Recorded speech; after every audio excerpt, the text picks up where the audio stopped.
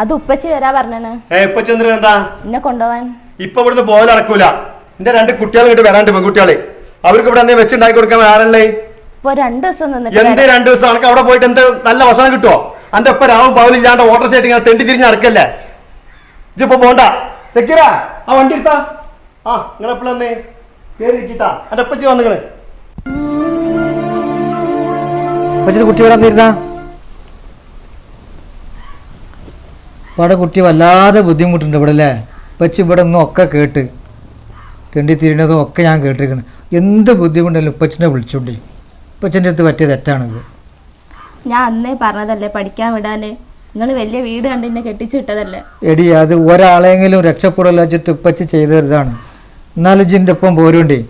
എൻ്റെ ആ 2 ഉണ്ടെന്ന് ഒരു ബേജാറും വിചാരിച്ചണ്ട. ഓട്ടോറിക്ഷ തെണ്ടി തിരിഞ്ഞ് പറഞ്ഞല്ലോ എൻ്റെ അപ്പ. അങ്ങനെ തെണ്ടി തിരിഞ്ഞാണ് ഞങ്ങളൊക്കെ പോറ്റിയിരിക്കേണ്ടത്. നിങ്ങൾ പോയിക്കോളി വാപ്പ, ഞാനിപ്പോൾ വരുന്നില്ല. എടി ഉമ്മല്ലാതെ നിങ്ങളെ 3 ആൾക്കാരെ ഞാൻ വളർത്തിയിരിക്കണേ. ഇനി ഇപ്പാക്ക് നിങ്ങളാരും ഏറുമില്ല. ഈ ഓട്ടോറിക്ഷ ഓട്ടിട്ട് നിങ്ങളൊക്കെ ഞാൻ നോക്കും ചെയ്യും. അപ്പം അവിടെ കുട്ടിക്ക് എന്തെങ്കിലും ഒരു ബുദ്ധിമുട്ടെങ്കിൽ പന വിളിച്ചോണ്ടി. അപ്പം അപ്പം എടുത്തുട്ടാ.